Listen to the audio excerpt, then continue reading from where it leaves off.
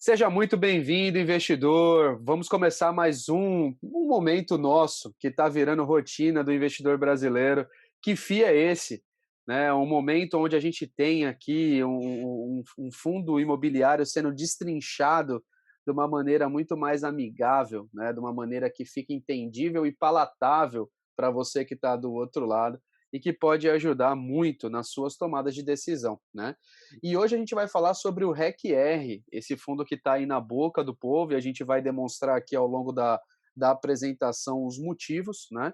E a gente vai fazer com que esse material seja a base, né, para todos vocês. Então, toda semana a gente está falando de um fundo específico e o dessa semana é o REC-R, né?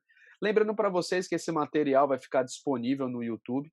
Então, atendendo a pedidos de vocês, esse material que a gente gera semanalmente está sendo publicado no YouTube e a gente tem já os últimos episódios que vocês podem assistir depois desse vídeo do REC-R. Então a gente tem aí a coletânea do CPTS, TEGAR, HCTR e BCRI.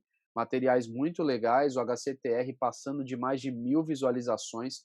Então a gente agradece bastante você que está do outro lado, incentivando o nosso trabalho, prestigiando e divulgando para mais pessoas, né? E o lembrete que a gente sempre deixa aqui, a equipe da EMA5, para você que está do outro lado, sempre confiram a data do envio, para ter certeza que vocês estão trabalhando com um vídeo recente, e nunca use desse vídeo somente para ser a base de qualquer tomada de decisão. Na própria apresentação, vocês vão ver que a gente acaba flutuando aí em outros sites, em outras informações, na plataforma, porque quando a gente vai tomar uma decisão de investimento, a gente sempre prega que isso é uma coisa individualizada. Às vezes o que é bom para minha carteira pode não ser bom para a sua, né? Então use isso como base, mas sempre contribua aí para o teu conhecimento, para a tua tomada de decisão, outros fatores e principalmente também o relatório gerencial que o gestor libera aí mensalmente do fundo imobiliário. Falando de YouTube, o que a gente sempre comenta, o YouTube é muito bom, mas interagir é melhor ainda, né? Então a gente já deixa o convite para a próxima quarta-feira, 8h05 da noite, para que vocês venham participar conosco, até para conseguir privilegiar e aproveitar do tempo da Andrea, né? Andrea Costa, especialista em fundos imobiliários aqui da EMA5, instrutora do curso Zero, que ficou muito bacana, pessoal. Você que está do outro lado e gostaria de começar com o pé direito em fundos imobiliários, a nossa recomendação é o curso Zero que a Andrea ministra e ela tem uma excelente bagagem para contribuir para vocês. Economista, contadora e advogada. É muito conteúdo e você pode aproveitar disso para fazer a sua formação e iniciar aí com o pé direito ou consolidar essa base para os investimentos em renda variável e em fundos imobiliários, né? Para falar do REC-R de uma maneira muito geral aqui, depois a Andrea vai entrar mais aprofundadamente, mas aqui eu peguei o dado do Clube FI, então só para ter uma noção, o REC-R, a data do IPO dele, 16/10/2017, de recebíveis imobiliários, né, tem uma participação no IFIX e apresenta hoje uma liquidez média aí, baseada nos últimos 30 dias, de mais de 5,6 milhões de reais aí, movimentados diariamente na Bolsa de Valores, né? Continuando aqui sobre o REC-R, pegando o histórico de subscrições, então que a gente sempre comenta, e eu já falei isso também no início da apresentação, nós vamos flutuar entre outras fontes também, que a gente vê um material muito bem feito, confiável, né? Então aqui o histórico das emissões como fonte, o Ticker 11, tem aqui um histórico da quinta até a nona emissão. A gente teve um encerramento da nona emissão agora em praticamente fevereiro, né? Estamos gravando esse vídeo em 1º de junho, então tem aqui praticamente entre 3, 4 meses, né? E a data de conversão em 10 de março, né? Captação do último processo de mais de 423 milhões e a oitava 240. Então vejam que só aqui nesses últimos dois processos envolvidos aí do final de 20 até agora aí o questão de março, né, de 21, a gente teve uma captação de praticamente 660 milhões aqui, um valor bem expressivo para o fundo imobiliário. E agora, Andréia, como você está me pressionando nas apresentações, tem um efeito diferente aqui. Esse é novo, hein? Ó, ó. Então eu também estou melhorando as apresentações aí, com a animação e tudo. E por que que a gente deixou esse último espaço aqui, pessoal?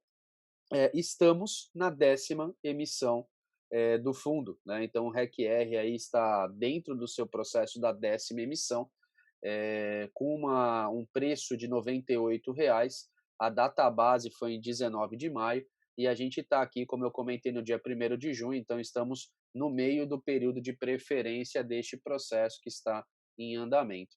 E vejam que eles têm aqui uma meta de captação máxima de 504 milhões, né. Então se a gente juntar aqui com os 600 que já tem aqui, a gente está falando que em 3 processos o fundo visa praticamente mais de 1 bilhão, né, de aumento do seu patrimônio líquido. Então, mostra força quando a gente vê que no final do processo tem uma captação grande, em percentual, mas esse aqui a gente está bem ansioso para ver como que vai acontecer, até porque está uma chuva de emissões, né, processos de subscrições. Então, já existem bons fundos que estão fazendo processos, mas às vezes a captação não está chegando no 100%. Então, esse aqui é um carinha que a gente vai acompanhar também, e depois a gente vai fazer a divulgação desse percentual através do EMA News, né? Falando também do processo de subscrição, então todas segundas, né, vocês vão encontrar também na página da EMA5 esse formato, né, que é um formato pocket, que ele já vem com essa colmeia aqui comentando os dados da subscrição. Então você vai encontrar o preço, proporção, captação máxima, database, período de preferência e de negociação, de uma forma que você consegue acompanhar pelo teu celular de uma forma muito tranquila, tá? E falando desse processo de subscrição, aqui eu queria deixar também uma recomendação depois para quem tiver interesse, né, dá um pulinho no canal Plantando Renda, né, o canal do Queiroz aí, que ele faz um trabalho muito bacana, e ele tem esse vídeo da subscrição do REC-R, que é um vídeo de 8 minutos aí, é muito bacana, eu tenho certeza que vai contribuir também, junto com esse material do Que Fia é Esse, para dar uma bela base, de quem é esse fundo e do que ele está almejando com essa subscrição. Então passa lá depois e dá uma assistida que o vídeo é muito bacana, tá? Com relação ao patrimônio líquido, aqui pelo Status Invest tem o histórico de 2017 até aqui abril de 2021, e essa coluna está aqui destacada porque foi nesse momento que ele encontrou o que a gente chama de Billy Fee, né? Ele superou a barreira do 1 bilhão de patrimônio líquido. Então, isso é uma coisa que mostra o crescimento do fundo imobiliário, né? Não são todos os fundos que chegam a esse patamar, então isso já é uma coisa que diferencia o REC-R de muitos outros fundos aí disponível no mercado.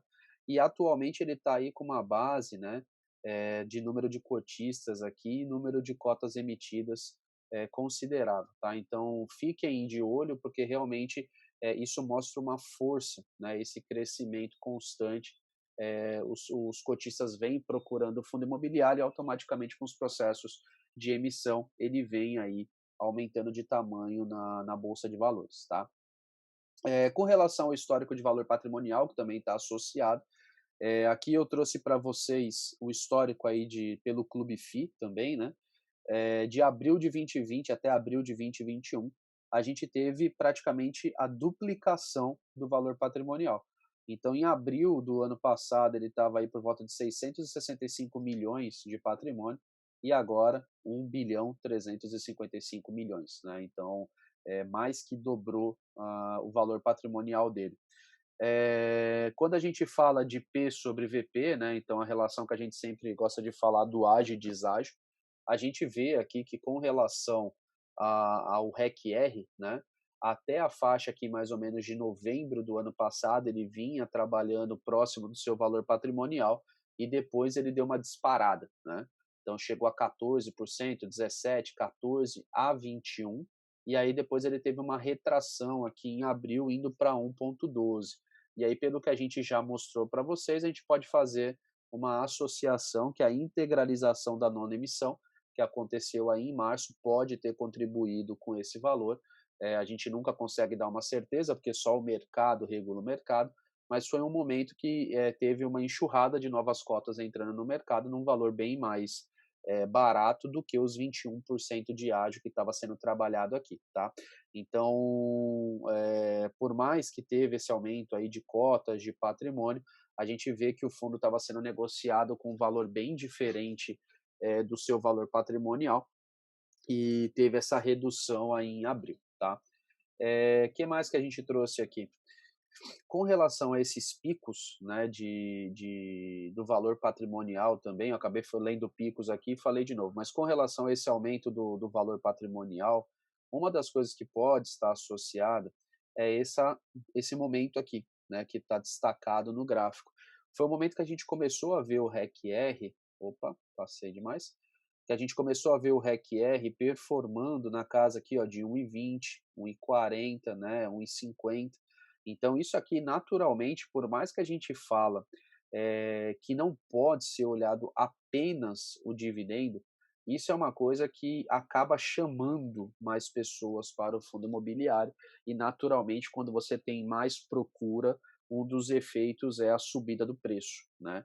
Então aqui está de novo corroborando com o que eu já tinha mostrado nos outros slides, mas a gente teve esses picos aqui entre setembro e janeiro de 21 que podem ter contribuído aí com a questão desse aumento aqui que a gente viu na questão da relação do P sobre VP aí para o REC-R, tá?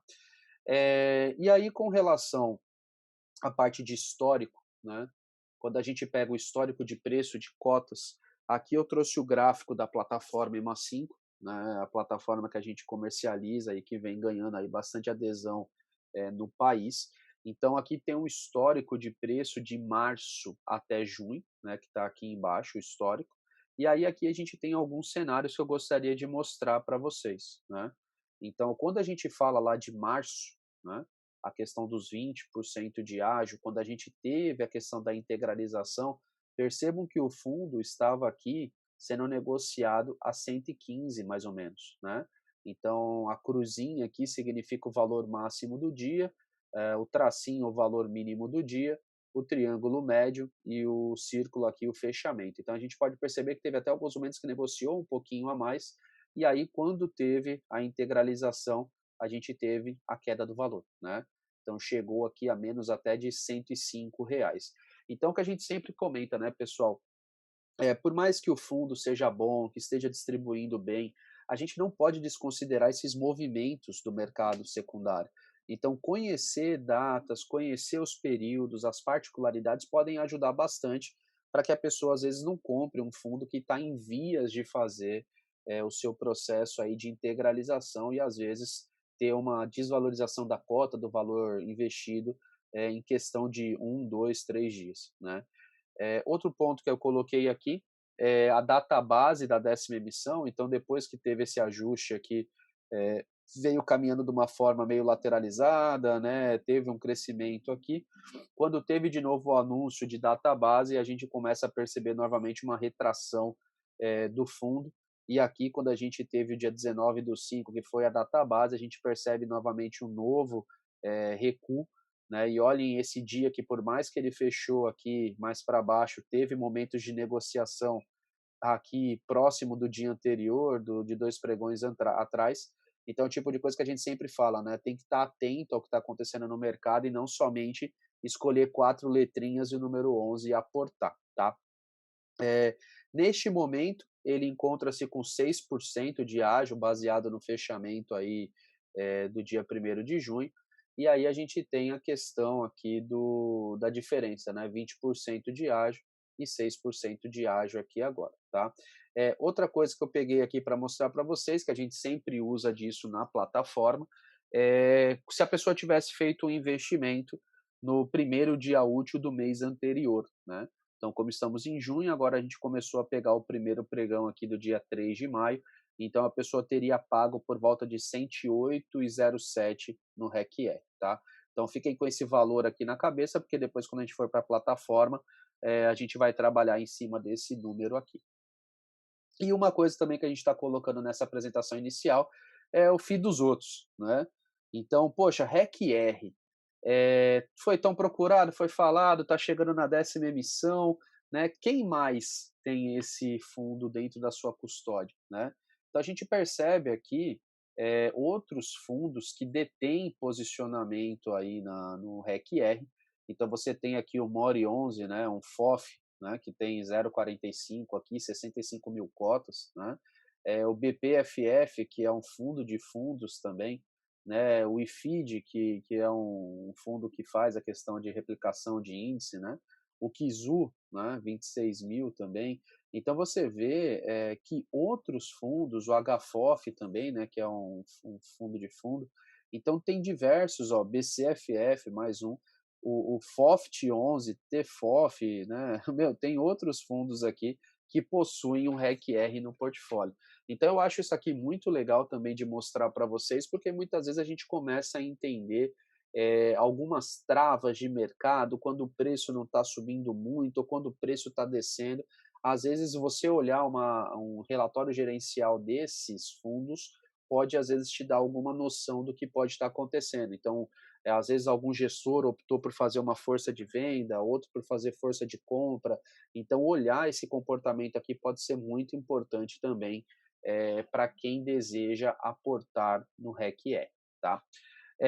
Feito isso, vamos agora para a parte da plataforma. Então, a gente tem aqui, até pelo processo de subscrição, eu vou começar aqui pela custódia e simulador. Então, já tem aqui um investimento, como se o investidor tivesse comprado 100 cotas a 108,07 que eu mostrei lá para vocês.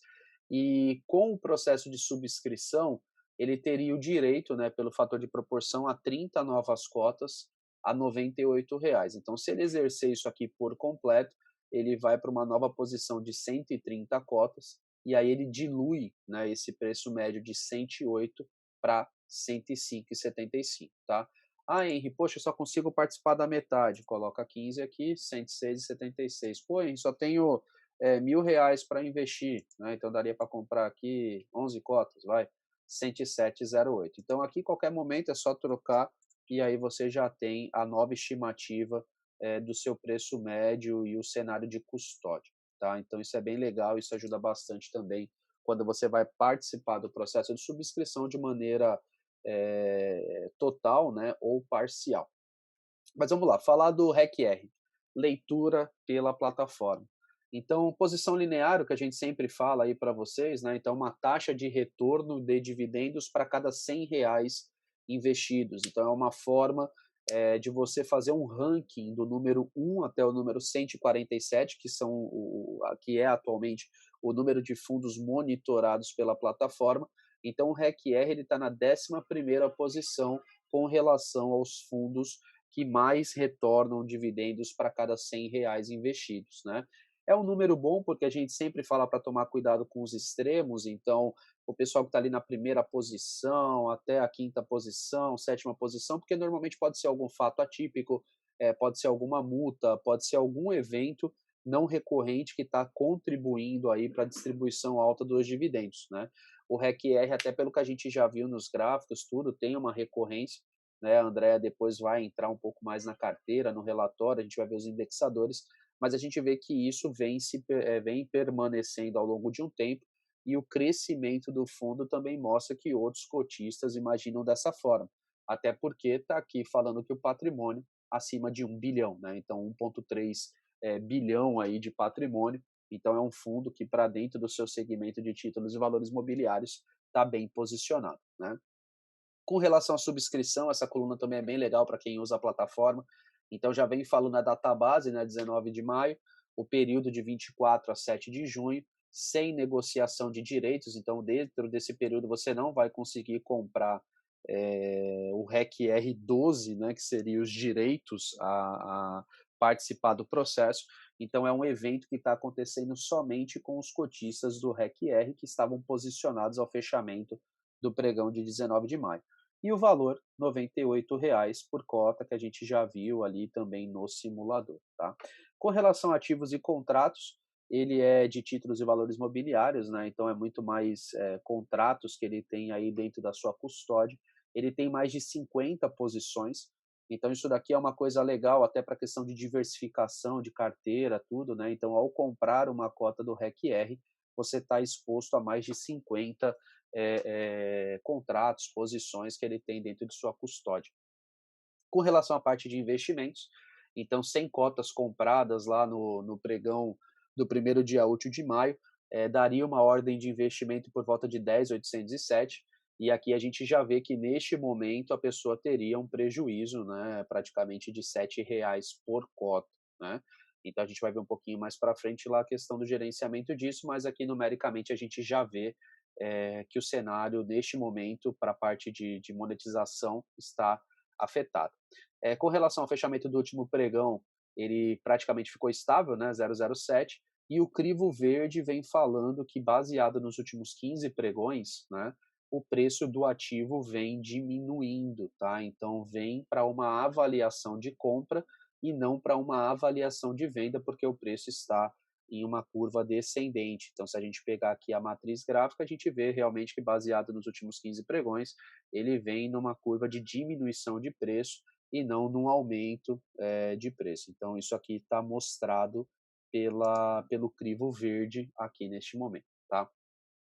Falando agora para a parte dos indicadores de preço, então deixar ali o último preço como a primeira coluna, a gente tem aqui as variações com relação ao último preço, né? Então, eu adotei uma precificação de 0,80 aqui, então daria 10,03% ao ano. Então, aqui vocês fiquem também à vontade para trocar, é só colocar outro valor e aí a gente vê aqui já o ajuste pela plataforma e os preços máximos, né? Então, pessoal, tem gente que cobra aí 300, R$ 400 em curso, né, para te ensinar o modelo de Gordon que está aqui associado na plataforma. O preço máximo da nossa plataforma custa R$ 1 ao dia, tá? Então, se está gostando do que a gente está mostrando, todas as características, também pense que essa ferramenta pode ser muito, muito útil para vocês, tá? Então, vamos deixar aqui até o 0,90, até que a gente já acabou de colocar, e o preço máximo calculado aí pelo modelo de Gordon daria 115,50, tá? Então, com uma variação ao último preço, a gente está falando que ainda teria aqui R$ 13,99 de diferença entre o 101,51 até o 115,50, né? Então, com relação ao valor patrimonial, hoje que está em 95,23, o cenário já é oposto, já está falando que está 6,28 acima, né, do que o valor patrimonial. Então, você tem uma situação que o fundo, baseado nos últimos 12 meses, entrega uma renda compatível com 0,90, porém você já tem que entender que está trabalhando na zona de ágio, tá? Então está aqui falando que ele está neste momento com 1,066 de ágio, né? Então é o tipo de situação que o investidor do outro lado tem sempre que ponderar, né? Que a gente sempre fala, porque normalmente os bons fundos que estão pagando bons dividendos vão estar trabalhando numa zona de ágio, vão estar sendo mais procurados. Então coloque um limite, veja até onde pode pagar, porque às vezes pegar um fundo que está trabalhando com 20%, com 30%, com 40%, até como a gente já mostrou no próprio REC-R, quando tem uma oscilação de mercado, um anúncio de subscrição, pode ser que você encontre uma oscilação negativa no valor investido, tá? Com relação às zonas de alvo, né, que o nosso servidor fica buscando as melhores faixas de compra e venda. Então ele vem falando aqui que neste momento, né, ele está numa faixa de compra entre 101,11 e 101,88. Então o preço do mercado aqui está dentro da faixa que está sendo sugerida pelo nosso servidor, e ele também teve momentos para venda de 105,96. Então, caso a pessoa tenha um REC-R e queira vender, ele está falando, olha, não é momento para você pensar em venda, porque o preço está diminuindo e não aumentando, como é o caso desses outros aqui que estão em vermelho. Mas ele também comenta, olha, nos últimos 15 pregões existiu um momento de 105,96. Então, talvez pode ser um momento de você esperar, pode ser algum movimento de mercado que você pode pegar um preço melhor do que esse 101,51, 101,88, 101,11, tá? Então é sempre a última decisão é sua, mas aqui você tem todo o amparo de estudos, de estatística para nortear alguma estratégia que você vai definir qual que é melhor para você, tá? Então, seguindo na avaliação, como a gente já viu lá no início, vou jogar aqui um pouquinho mais, vamos lá para deixar centralizado. Neste momento, até pela compra que foi feita lá nessa simulação no primeiro dia útil de maio, a gente teria um resultado negativo de 656, tá? Então, aquele valor investido estaria 10.151, praticamente aí 6% de redução do valor aportado. Com relação ao dividendos a receber, né, então a renda passiva, o investidor teria na casa de R$ 110, mais ou menos 1,02 aqui, que seria o dividend on cost, né? Então, como ele comprou ali acima do valor que está agora, né, esse valor está um pouco menor do que o fundo está anunciando, ele está dando aí mais ou menos 1,14, mas o 1,02 aqui é porque a pessoa comprou acima do valor aí do fechamento do dia 7 de maio, né? Então, o último dividendo de 1,10, cotas base 100, que a gente está fazendo a simulação, daria o provento aí de R$ 110.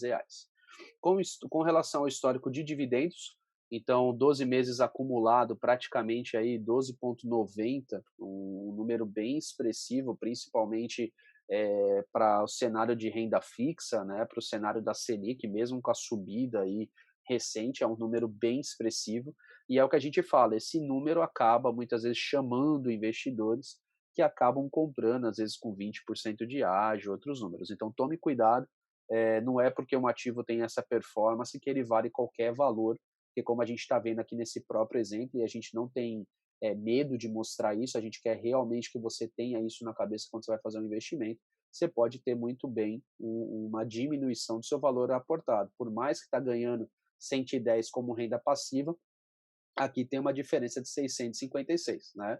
Então a diferença, mesmo somando esse número, continua negativa. Então toma cuidado, preço importa, precificação importa e momento de compra faz diferença, tá? Baseado nos últimos 6 meses, 6,84. Então a gente sempre fala, né, que isso daqui tem que estar baseado na metade desse, mais ou menos, né? Então 6,84 aqui daria 13,6, mais ou menos. Então ele está muito parecido ou próximo dessa performance, então fala que o fundo, ao longo dos últimos 12 meses, vem caminhando mais ou menos da mesma forma, né? É complicado quando você pega, às vezes, o histórico dos últimos 6 meses muito alto, ou às vezes os dos 12 meses muito alto e o dos 6 meses baixo, tá? Então sempre olhem isso, porque é uma relação muito legal que pode dar um norte para você do outro lado com relação a como está a performance dos últimos 12 meses e a saúde do fundo, tá?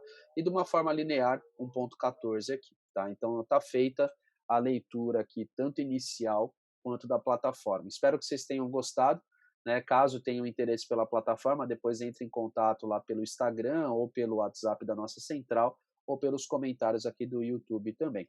Andréia, me escuta? Terminei minha parte. Espero que tenha gostado aí também dessa parte inicial apresentada, que agora eu estou muito ansioso para ver o ótimo material que você sempre prepara para nós, né, que estamos aqui assistindo você, e também para o pessoal que vai assistir depois aí através das mídias sociais. Olá, Henry. Você me escuta bem? Te escuto bem. Só aguardando aí você Deixa eu me passar aqui. permitir o compartilhamento da tela. Caramba, Cada hein? Deixei. vez, cada, Deixe- cada vez mais o Henry aprimorando a parte quantitativa desse que FII é esse, né? Já fazendo um mix aí com a parte qualitativa. dando, Parabéns, Henry. dando aquela introdução, né? Cada quarta-feira me surpreendendo. Opa, esse é o intuito, surpreender você e os nossos seguidores também. Exatamente. Deixa eu Apareceu começar a a oportunidade, apareceu aí para você compartilhar. Eu não sabia que eu estava com esse poder todo aí de não deixar você compartilhar. Pois é, você a sua apresentação foi, assim, tão primorosa que ela não quis sair. Vamos lá. Já estamos vendo Vamos aqui, lá. tá, André? Então, tá bom. Eh, Sejam todos muito bem-vindos. Eu sou Andrés Costa e nós vamos agora, né, depois dessa grande apresentação, falar um pouquinho mais da parte qualitativa, mas não deixando a parte quantitativa também, até porque temos parte de números, né? E quando falamos em números, falamos em quantitativo. Então, não é exclusividade sua, Henry. Então, vamos lá, pessoal. Então, o que FII é esse dessa semana? É o nosso querido REC R11, certo? E nós vamos apresentar aqui, né? Falar um pouco que FII é esse, trazer alguns fatos relevantes, os indexadores e os ativos que permeiam a carteira, falar um pouquinho da DRE do REC R11 e o comparativo, onde eu trago essa parte quantitativa comparando com o que FII é esse da semana. E vamos começar, né? Que FII é esse? Quem é o REC R11, né? O ticker dele é o REC R11. Ele é administrado pela BRL Trust DTVM SA, cuja a taxa de administração cobrada por esse fundo é de 0,20% ao ano. E o fundo tem como objetivo investir e gerir de maneira ativa os ativos de renda fixa de natureza imobiliária, né, com preponderância em certificados recebíveis imobiliários. Então, o foco desse nosso fundo é os CRIs. E esse relatório gerencial, né, o último relatório gerencial, fornecido pelo gestor e pelo administrador, ele nos traz que nos últimos 12 meses, né, o fundo distribuiu rendimentos correspondentes a 13,1% ao ano, o que é equivalente a 612% do CDI. Então, uma performance aí bem expressiva, né? E se for comparado, né, entre 2017, quando foi o IPO desse fundo, até abril de 2021, houve um montante acumulado foi de 45,7%, em contrapartida a um CDI acumulado de 17,2% no período, ou seja, 4 vezes mais praticamente do que o CDI do mesmo período, né? E um fato relevante do mês, né, que foi a relação do resultado no mês de abril, né, onde o fundo ele distribuiu em 14 de maio de 2021 um montante de 15.659.991, onde os cotistas receberam rendimento por cota equivalente a 1,10. O fundo ainda, o gestor nos traz, encerrou o mês com 96,3% de seus recursos alocados em CRIs, distribuído em 68 operações. Então, ao longo do mês, com base nas recomendações do consultor de investimento, o fundo ele realizou 11 aquisições, sendo elas o CRI Eco Park 2, o CRI Matarazzo Suites, o CRI Mezanino Cred Home 1, o CRI Cashme, o CRI Cipasa, o CRI Senior Vitacom, o CRI Senior Cred Home 2, o CRI Mezanino Cred Home 2, CRI Olimpo e o CRI Cetim. E, por fim, o CRI Fasano Salvador, né? O Hotel Fasano Salvador, que é um empreendimento que ele destaca por ser de alto padrão. Coisa boa, hein? Próximas férias. Oh, nossa! Já fica a dica, pessoal. Ao final do mês de abril de 2021, como já mencionado, né? Então, os ativos detidos pelo fundo equivaleram a 96,3%, investidos em CRIs, com isso propiciando um maior retorno aos cotistas, onde os rendimentos decorrentes desses CRIs, quando distribuídos aos cotistas do fundo pessoa física, são isentos de imposto de renda sujeito ao cumprimento das exigências legais. Então, olha que maravilha, que bênção os fundos imobiliários. Bem, os valores por ativos conforme o gestor nos passou, né? Os CRIs 321.954.516, cotas de fundos de investimento com liquidez diária de instituições financeiras de primeira linha, 50.752.798, outros ativos, 13.756, totalizando 1.372.721.071. Que maravilha, hein, Henry? Demais. E agora nós vamos para os indexadores, né? Em que está indexado esses CRIs, né? Notem no gráfico que nós temos uma grande parte, ou seja, quase 50%, 49% em IPCA. Temos aí uma grande também parte, ou 30%, em CDI. E o restante do percentual distribuídos em TR, taxas pré-fixadas, IGPM 10%, né?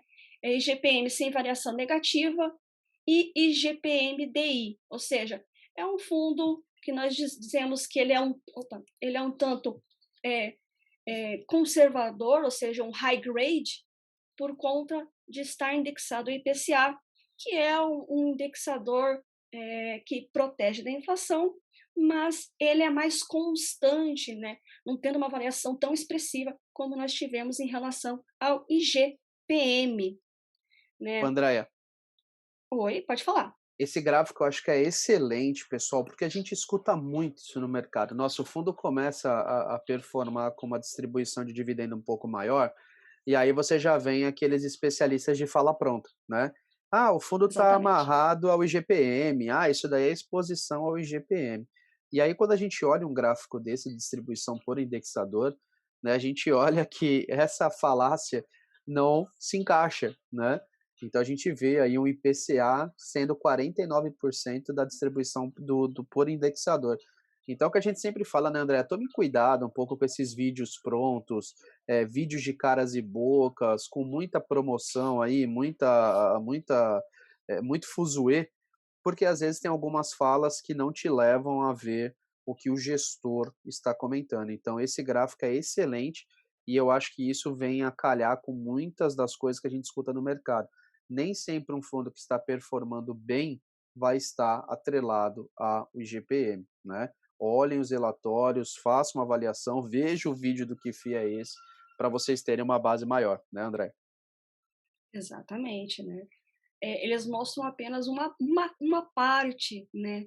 E é importante, quando vocês vão tomar uma decisão, visualizar o todo, né? É muito importante em relação a isso. Até porque, olha só, o gestor, ele traz aos cotistas a distribuição por tipo de risco e segmento. Então, eu achei muito interessante esse relatório, que ele não traz apenas os indexadores, mas ele também nos traz como, né, você está distribuindo ou mitigando o risco por meio dos segmentos do devedor e como é que ele está distribuído, né? Então, olha que outro gráfico interessante, que é esse aqui, ó. Então, olha só como que é interessante. Ele mostra, ó, 60%, né, por segmento, ele está investindo em CRIs corporativos e 40% em pulverizado. Então, mas o que é isso, né? Você deve estar falando, nossa, mas o que é pulverizado, o que é corporativo, né? Tem o risco pulverizado, é um CRI com risco de natureza que apresenta lastro em uma carteira de créditos imobiliários, recebíveis de loteamento ou de multipropriedade com garantia real imobiliária. Já o corporativo apresenta lastro em uma dívida corporativa com garantia real. Ou seja, os CRIs adquiridos foram apenas de grupos empresariais sólidos, preferencialmente com garantias imobiliárias e cessão fiduciárias de recebíveis. Então, esse pulverizado aqui é porque tem multipropriedades, tem multissegmentos ali dentro, mas todos lastreados a imóveis. E a mesma coisa o corporativo, né? Então, ele mostra que ele adquiriu de grupos sólidos, né, com garantias imobiliárias e cessão fiduciária de recebíveis. Então, ele mostra aí que ele está muito ativo, muito atento e realmente querendo um high grade, né? Ou seja, uma segurança que realmente seja positivo para o fundo e dando uma gestão ativa e interessante também para o cotista. Que aula, que aula. Show de bola. E nós temos ainda, por segmento, excedente, ou seja, quais são dentro, né, desses segmentos, quem são os devedores excedentes desses CRIs, né? Porque ele falou corporativo, ele falou pulverizado, mas esse é o tipo de CRI, né? Mas quem é o segmento dos devedores barra cedentes, né? Então, eu achei muito interessante esse posicionamento do gestor, nos trazendo informações muito precisas e com um gráfico de uma maneira visual muito interessante, né? Então, nós temos 33% em corporação, 24% em loteamento, pessoas físicas, né, 14%, investimentos imobiliários 13%, varejo 8%, logística 5%, multipropriedades 2% e instituições financeiras 1%. Então, notem aí que ele passa, primeiramente, quais são os indexadores desses CRIs, ele nos mostra o que são os CRIs pulverizados e o que são os CRIs corporativos e por que ele investiu neles, né, dando um porquê do investimento, e, consequentemente, mostrando quem são os devedores e os cedentes em relação por segmento, em relação à carteira do ativo. Então, é bastante informação trazida aí de uma maneira muito, muito interessante pelo o nosso querido gestor. Alguma pontuação, Henry? Tranquilo. Muito legal mesmo esses gráficos e que a gente sempre comenta, né, André, da fonte certa, né, o gestor. Sim, exatamente. É ele que está gerindo o fundo, é ele que tem, né, todas as informações. Então, se ele trazer isso de uma maneira que é uma palavra que o Henry gosta bastante, palatável, né, para os investidores, é fundamental e importante, né? Como é que ele trata as informações e como é que ele traz essas informações. E quando ela traz de uma maneira visual por meio de gráfico, é muito mais interessante, né, Henry? Com certeza. E fica mais fácil também para você, planejar aportes, né, tomada de decisão, porque você realmente, vê o interesse do gestor na comunicação, com o cotista ou com o potencial cotista do outro lado, né. Exatamente. E diferentemente de outros fundos que nós já trouxemos aqui, né, nesse que FII é esse, né, esse não tem NA, né, ele realmente ele mostra aonde está colocando o dinheiro, aonde ele está aportando e aonde ele está formando a carteira. Isso é muito importante também ressaltar, né, Henri? Com certeza. Eu não invisto em NA, né, a gente investe em alguma coisa, né. Exatamente. É importante visualizar aonde você está investindo. Com Mas certeza. você deve estar se perguntando, né, como que está a saúde financeira, né, desse fundo, Opa, né? a tabela que você adora. É uma tabela maravilhosa que todo contador chega a ficar assim, em, Extasiado. sem, extasiado, né? Que é a questão do nosso querido DRE, né, pessoal? Olha que bonito. Esse DRE é um dos mais interessantes que eu já vi. Olha a quantidade de informação. Ele traz o histórico, mas não é um qualquer histórico. É o histórico do último ano, dos últimos 12 meses, detalhado. Porque às vezes, pessoal, e vocês vão ver, e tem até em outros vídeos, que nós trouxemos e eles colocavam acumulado 12 meses e só um mês, ou os últimos 6 meses. Quando eu vi um relatório que tinha os últimos 6 meses, eu já achei aquilo fantástico. Mas esse traz os últimos 12, detalhado. Então, olhe que preciosidade esse gestor está nos trazendo. Olha como ele preza as informações, olha como ele mostra de fato como é que estão as coisas acontecendo. Então, note aqui, né? Vamos começar por maio, né? Olha, maio, as receitas com crise, isso engloba rendimento dos CRIs e a marcação a mercado, que é tão comentado, né, na renda fixa, a receita com outros ativos, e isso tudo somou 5.926,04. Se nós formos lá em abril, que é os dados do último relatório, até porque os dividendos pagos foram no último mês de maio, olha como o REC R11 aumentou os seus resultados, as suas receitas, ó, de 5.926 para 16.259.565. Então, foi um salto expressivo nos rendimentos que ele obteve.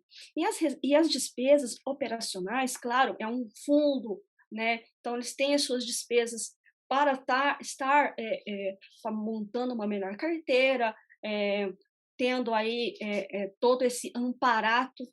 Notem que as despesas, ó, de 652.460 para 1.395.416 não foi um aumento grandioso de despesa, ou seja, ele também é um bom gestor em termos de gerir as próprias despesas. Com isso, ele mostra também, e eu vou compartilhar com vocês, porque vocês estão vendo regime de competência e regime de caixa. Meu Deus, André, eu não sou contadora. Que significa isso? Que trem é esse que você está me falando? Por favor. O que significa isso? E o próprio gestor nos traz o que significa, né? Para você que não é contador e não entende, né, essas duas formas de você registrar as entradas e saídas. Então, no regime de competência, pessoal, as despesas e as receitas, elas são registradas no ato do fato gerador. Ou seja, o fato gerador aconteceu hoje, independente se ele vai receber daqui 10 dias, 20 dias, um mês, 30 dias, ele é registrado no ato do que o fato aconteceu, não importando o recebimento ou mesmo o pagamento.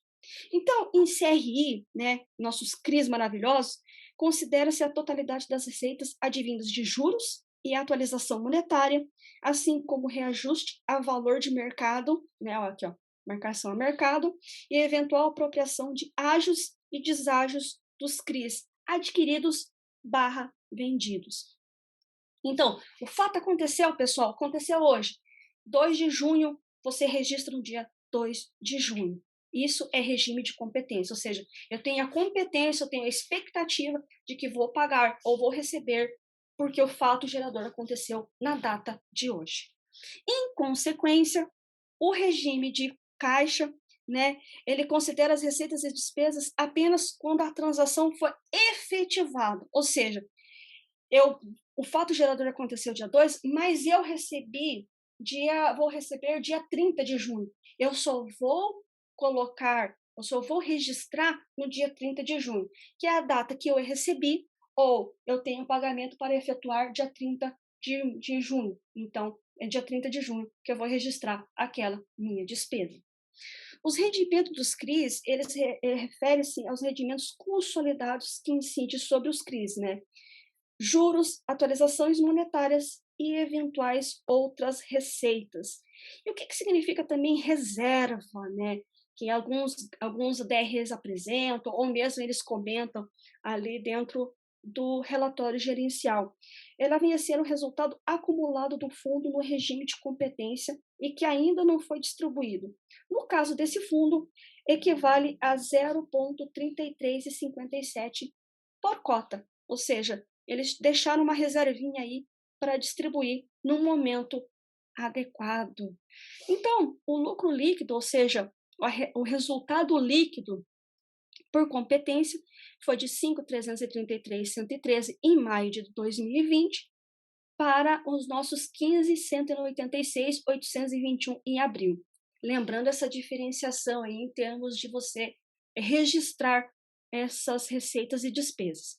E no regime de caixa, ou seja, só quando realmente entrou ou realmente quando saiu, ele registrou aí um lucro, ou seja, um resultado líquido de 5.351.206 para em abril de 15.032.459. O valor distribuído foi de 4.799.472 em maio e pulou, olha, você vai acompanhando aqui comigo, os últimos 12 meses e chegamos no nosso maravilhoso abril para 15.659.991. Que Expressivo, né, André? fantástico esse não só o resultado, ou seja, não só o aumento do fundo, mas o detalhamento das informações. É um dos DREs mais bonitos que eu já vi. E André, o que eu acho bem legal também, por exemplo, é o que a gente está falando, né? Uma das coisas que a gente sempre vê nos processos de emissão é aquela preocupação com relação à alocação do dinheiro conseguido, né? Sim. Então, a gente vê aí que nesse período de um ano, o que entrou de dinheiro no fundo foi alocado, né? E começou a Uhum. distribuir dividendos para os seus cotistas do outro lado. Então, a gente nunca sabe, né, o futuro, a gente nunca consegue prever ele automaticamente, mas às vezes o passado consegue dar um norte, pelo menos de uma expectativa, né. Então isso pode ser também uma leitura para o que vai acontecer na 10ª emissão, né.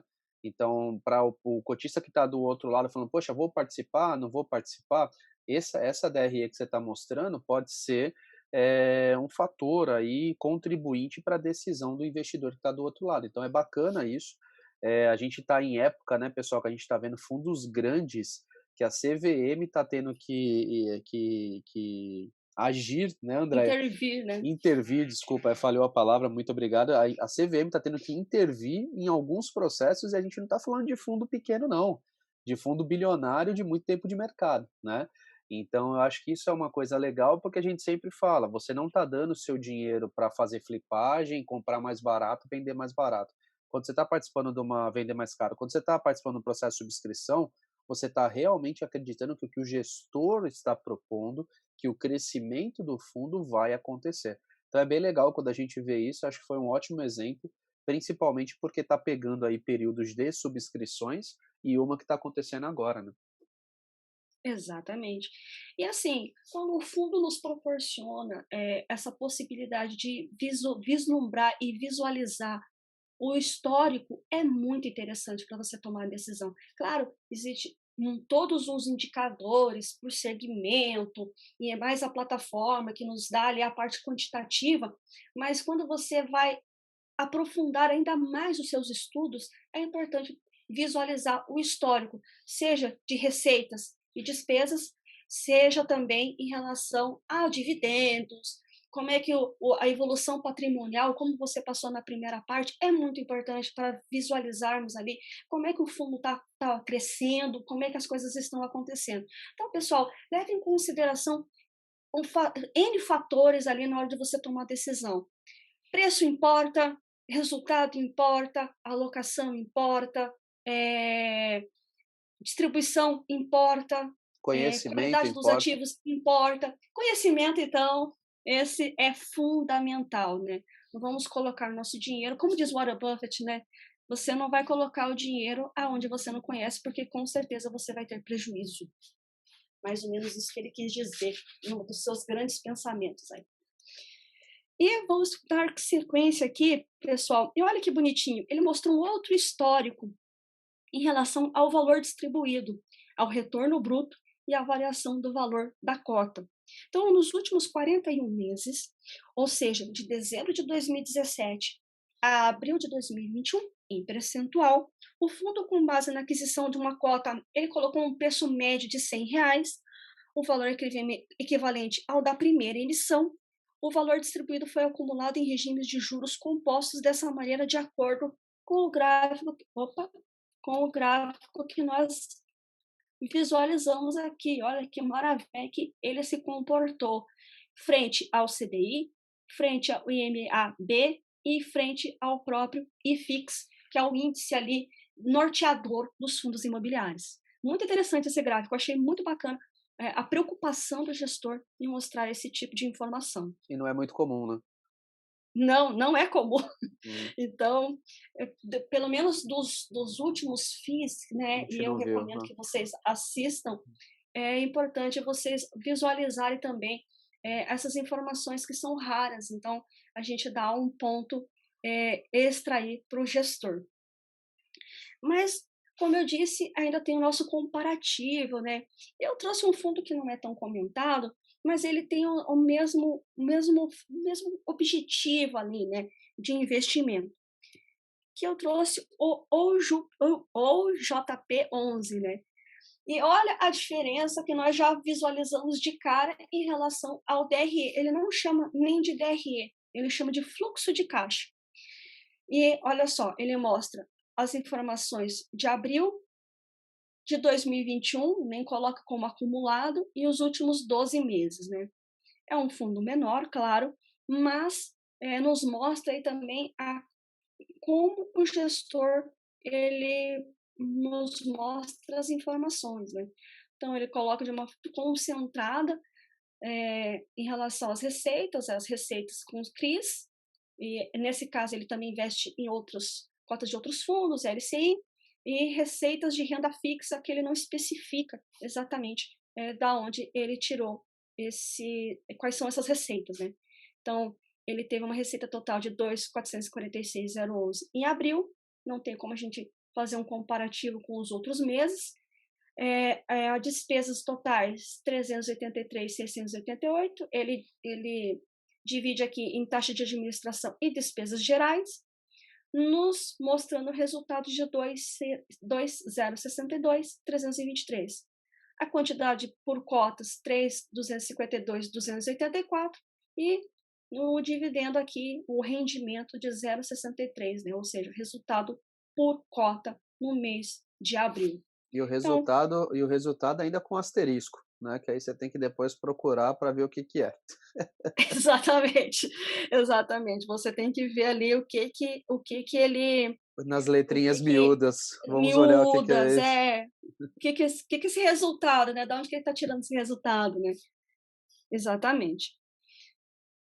Só dando alguns dados aqui extra em relação a esse fundo, ou JP11, né? Ele é o fundo gerido pela JPP Capital Gestão de Recursos Limitado e o administrador é Finax CTVM SA, onde a taxa de administração e gestão é de 1,05% ao ano e de performance de 20% sobre o retorno acima do benchmark, né?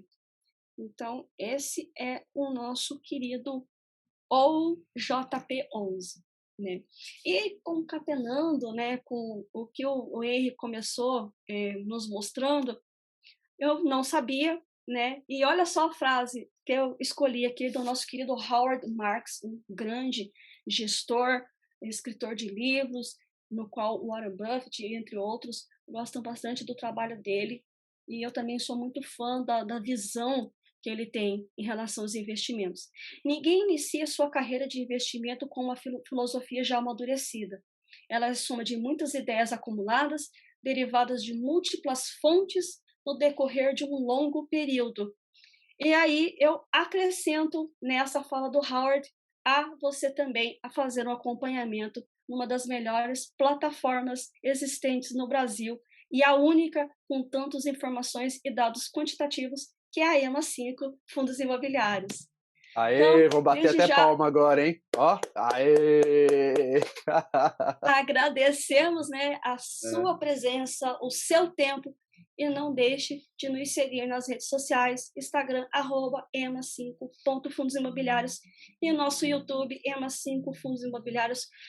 E se inscrevam, curtam, compartilhem e comentem que nós nos estaremos ali conversando com vocês de muito bom grado. E essa é a minha apresentação de hoje no Que FI é esse?